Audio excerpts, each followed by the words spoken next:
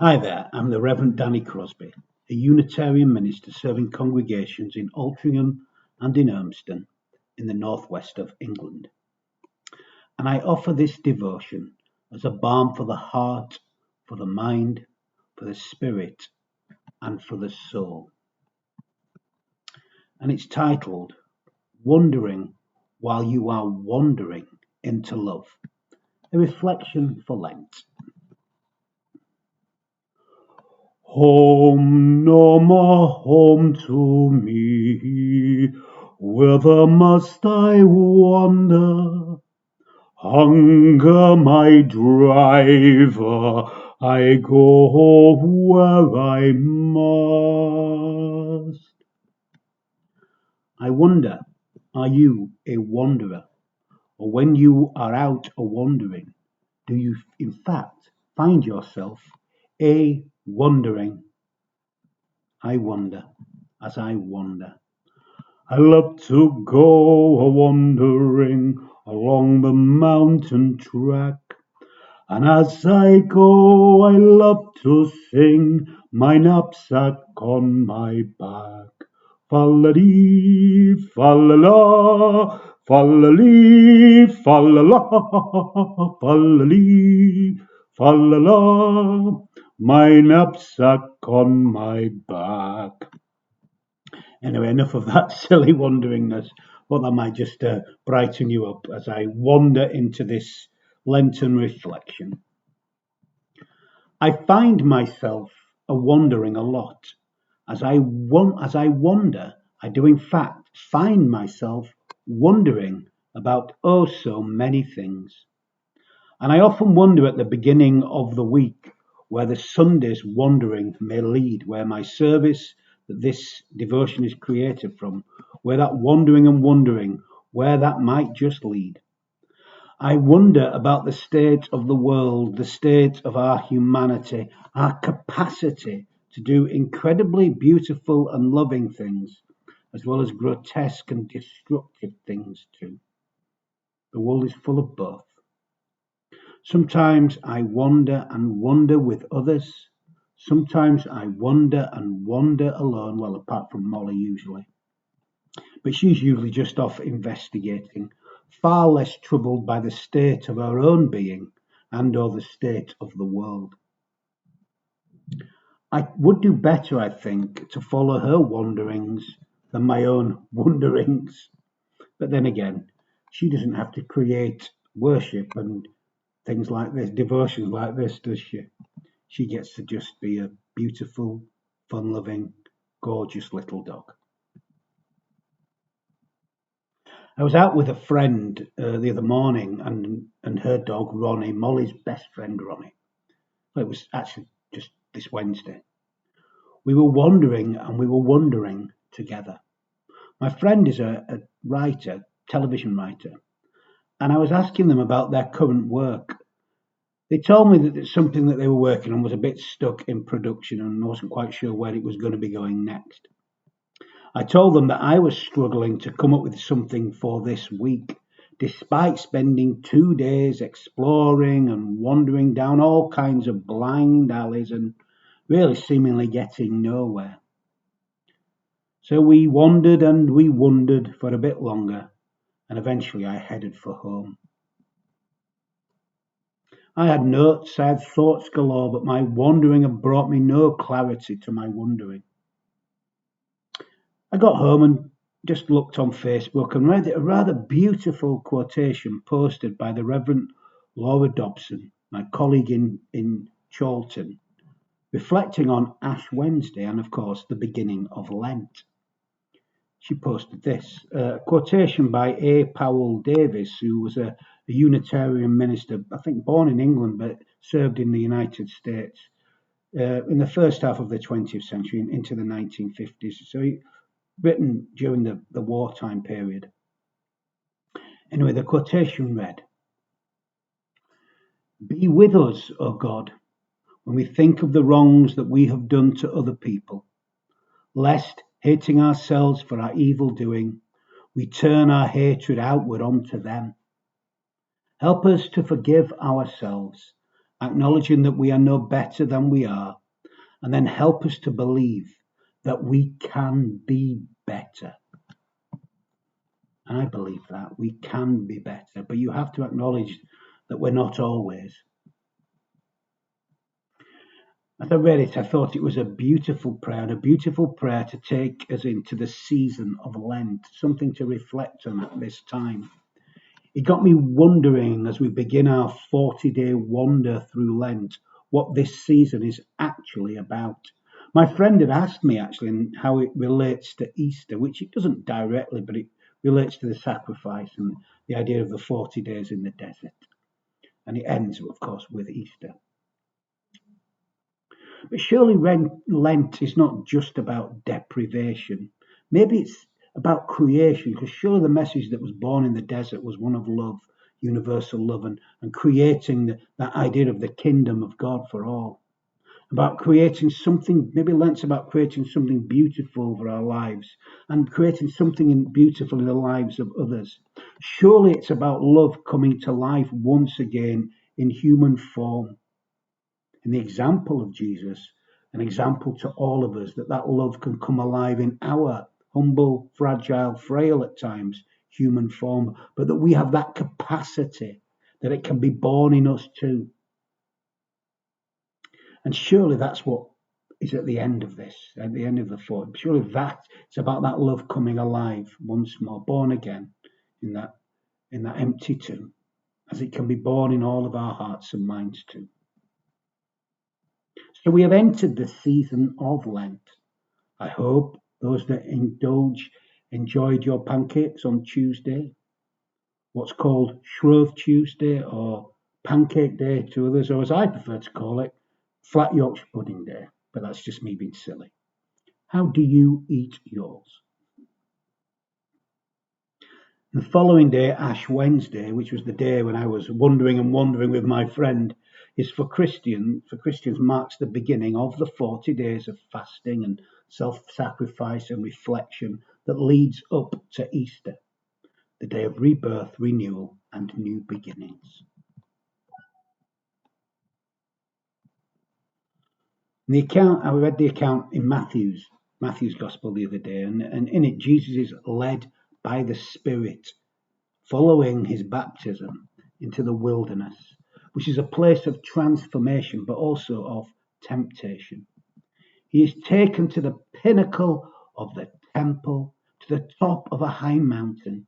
Here he is offered the world, but he rejects the allure of an easier, showier, more obvious path. And he chooses instead the road less travelled, the hero's path, if you like, that universal journey.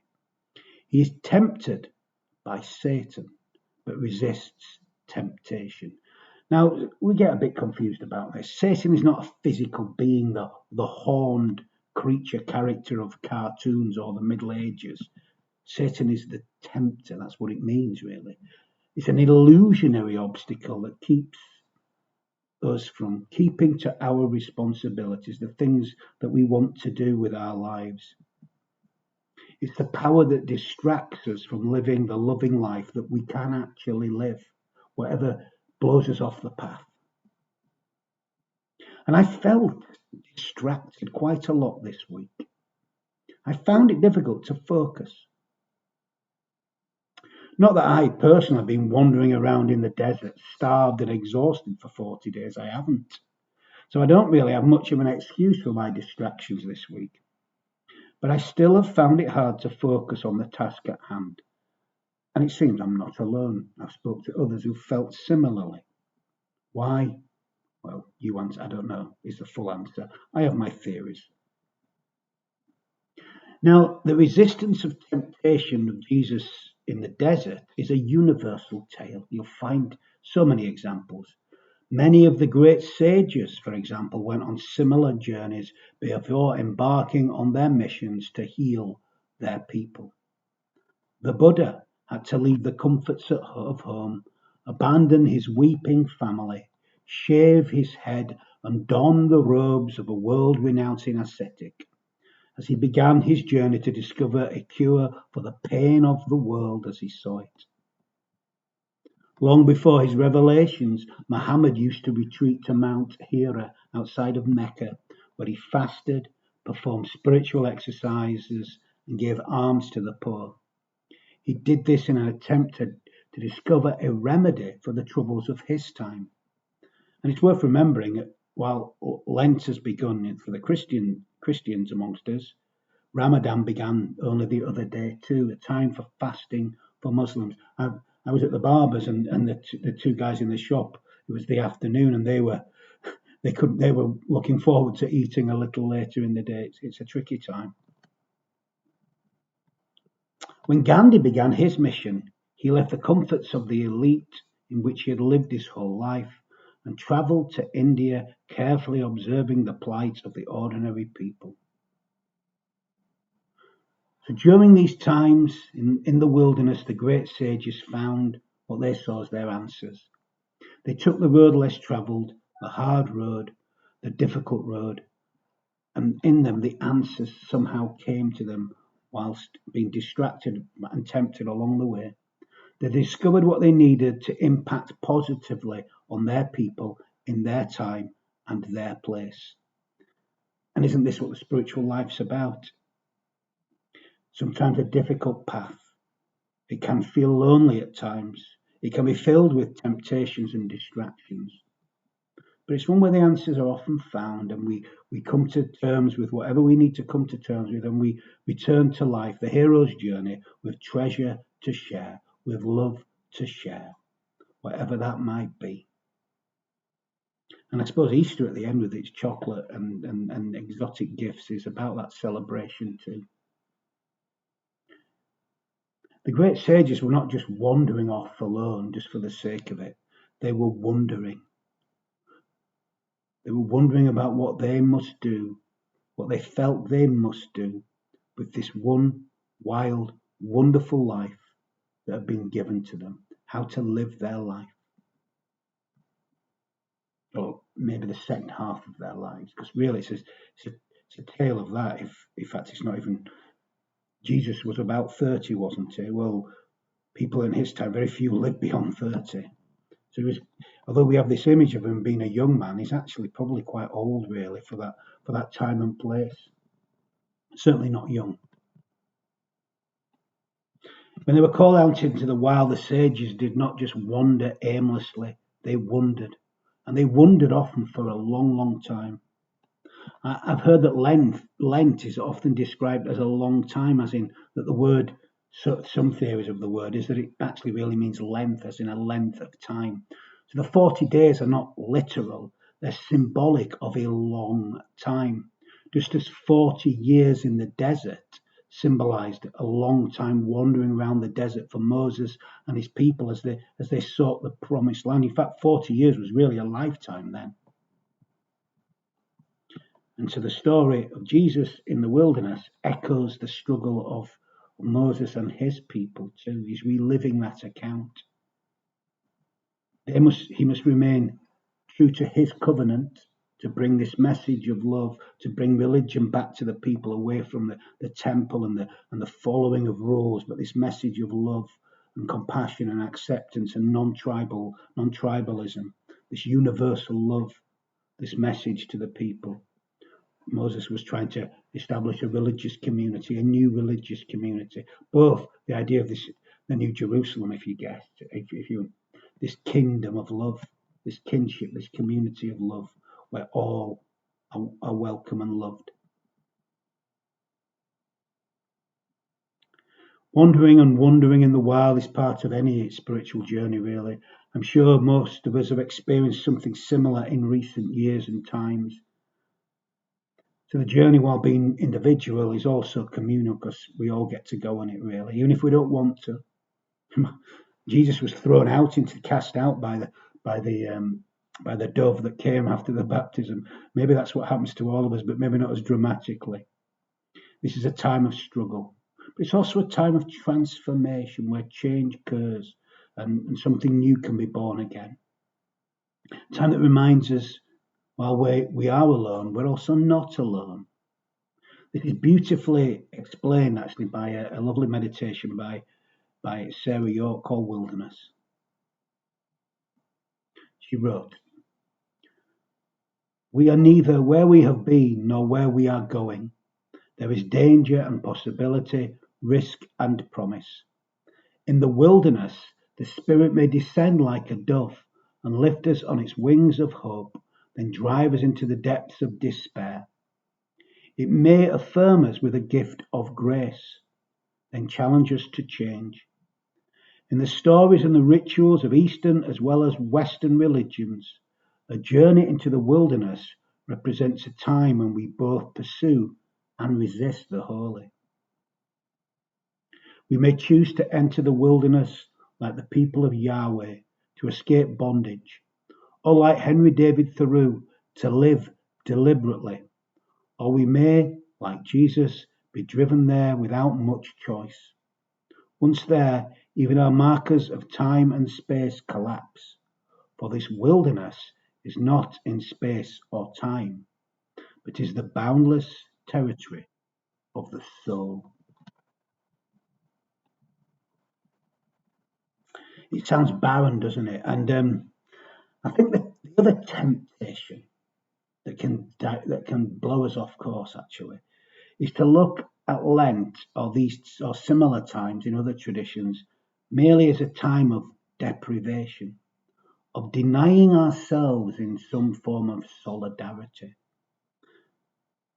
There is an element to this. People choose to give things up for Lent and deny themselves human pleasures.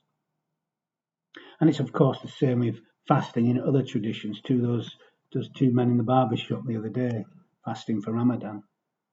But there's more to it. To me, it's a time of preparation.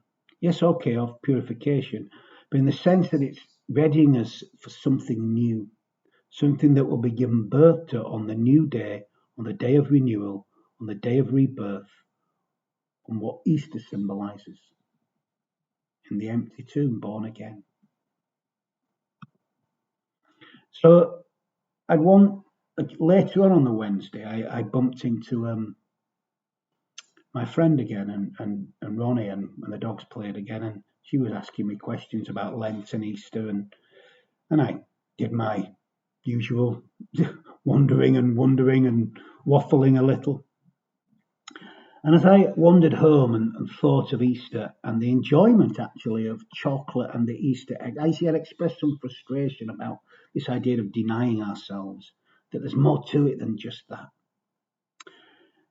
But I thought of the pleasures of life and chocolate and Easter eggs and the shops, and my wonderings turned to a film that I saw many, maybe 20 years ago. It might be longer than that now. Maybe it's 30 years ago.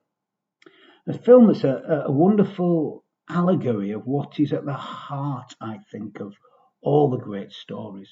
Certainly the Lenten and Easter story, actually. So it just sort of came to me as I was wandering back home on the journey home. This story came to my mind. And it may seem obvious to you, but it wasn't so obvious to me. Maybe I should have thought of this right from the beginning. The film was Chocolat by Lasse Halstrom. It's a film that's set during the season of Lent in a small French town in 1959. The town Lansquenet, sorry if that's badly pronounced, holds fast to tradition. It's a place of the old, of tradition, a place resisting the new world, the new life, perhaps, of what's to come in the 60s, I guess. The mayor of the town is very conservative, and he has the young priest in the palm of his hand. And he edits the priest's sermons each Sunday because he wants him to make sure that the people of the town are hearing the right message. He gets him to preach sermons to the people about the dangers of temptation. The whole of Lent is about the dangers of temptation, the threat to morality posed by outside people coming into the village, and above them all, the evils of chocolate. A beautiful and mysterious woman, Vianne, enters the town and opens a chocolate shop, and this infuriates the mayor. She is seen as the ultimate symbol of temptation. beautiful, sexual. Her joy for life, despite her own troubles, by the way. No one's perfect in these stories. But her joy for life leads her to reaching out to others, especially those that are excluded and seen as the wrong kind of people, or particularly the outsiders in the village. She comes to them offering her gifts of love. She guesses their favorite chocolate and pours out this love through the gift of chocolate. She gives them love and she gives them acceptance, these rejected people. All the while, the mayor attempts to have her driven out of town. Now, it's a story full of so many characters, and all the characters in their own way are on the same kind of journey. These classic stories, the hero's journey, these classic journeys that the great sages and you and I are on. A journey that is the length of time, if you like. And the length of time is Lent. Maybe that's what Lent's really about, this length of time that we go on this daily journey for 40 days. Symbolic for a long time, remember. And the young priest, Pierre Henri, goes on the same journey. And finally, he finds his voice. On Easter morning, he wakes up and realizes he's had enough of what and instead of he's had enough of being told what he must preach. He finds his own voice, his own heart and soul. He resists the temptation of the mayor, if you like, the allure of what the mayor offers him. Turns it all around, that story. And instead of preaching a sermon on the divinity of Jesus, instead he speaks of his humanity. He talks of the religion of Jesus rather than the religion that's been built around Jesus. He speaks of the lessons that his life can teach all of us, lessons about inclusion, lessons about universal love. And he says, we can't go around measuring our goodness by what we don't do. We measure goodness by what we embrace, what we create, and who we include, not by what we deny, not by what we give up, by what we give, what we bring, the gifts we have to offer. Isn't that actually really the message that came out of the desert after those 40 days? A message that was brought to the people about a new religion or a new way of living their religion, of living the religion they already had, actually. A message that stood in contrast, actually, to the tribalism and the blind following of just the rules of the day, just following the rules without reaching the heart and the spirit. A message of love that brought the spirit alive in people's very lives. A message that needs to be heard again and again and again. It needs to definitely be heard at this time, in our day and age, throughout our world. That we're all the same people, born under the same sun, born of the same flesh and spirit.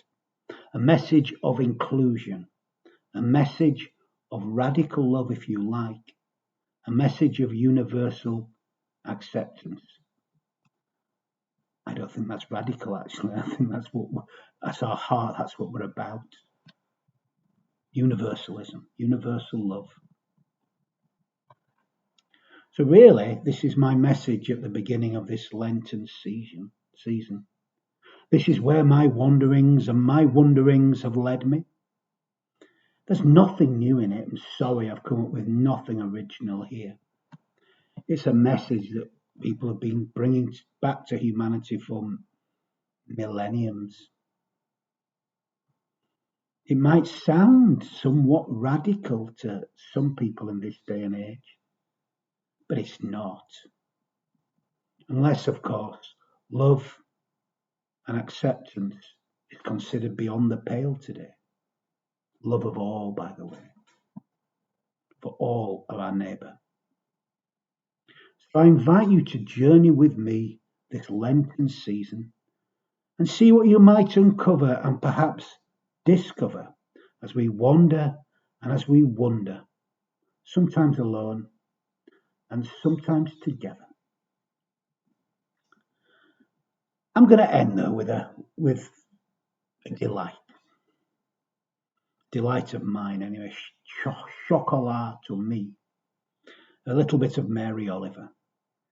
And it's Mary Oliver asking a question really. And the poem, I'm sure, actually probably isn't very appropriate for this time of year because it's called A Summer's Day. So it's not seasonally correct, but there you go. This isn't orthodox theology. It's certainly not. I'm sure most people would say not. But hey, I quite like being unorthodox. It suits me. But I don't think it's radical, It's anything but. So here's A Summer's Day by Mary Oliver. It's got a question to lead us into Lent. Who made the world? Who made the swan and the black bear? Who made the grasshopper? This grasshopper, I mean, the one who has flung herself out of the grass, the one who is eating sugar out of my hand, who is moving her jaws back and forth instead of up and down, who is gazing around with her enormous and complicated eyes. Now she lifts her pale forearms and thoroughly washes her face. Now she snaps her wings open and floats away. I don't know exactly what a prayer is. I do know how to pay attention, how to fall down into the grass, how to kneel down in the grass, how to be idle and blessed, how to stroll through the fields, which is what I have been doing all day. Tell me, what else should I have done? Doesn't everything die at last and too soon? Tell me. Tell me what it is you plan to do with your one wild and precious life. Tell me. Your one wild and precious life, your one wild, precious, and beautiful life. We all need you to celebrate it, like the grasshopper. So this is the end now of this beginning of Lent as we wander off. So I'm going to end with some final words of blessing. We need to bless more, and we can all bless, and we bless when we give ourselves wholeheartedly to life. So let's go now in peace and deeply regard each other, truly listen to one another, speak what each of us must speak, and be ready in any moment to disarm our own heart and always live as if the realm of love had already begun. And may the blessings of God go with us all, and may it do so in all that we feel, in all that we think, in all that we say, and in all that we do. Go in love and peace. Rejoice. Amen.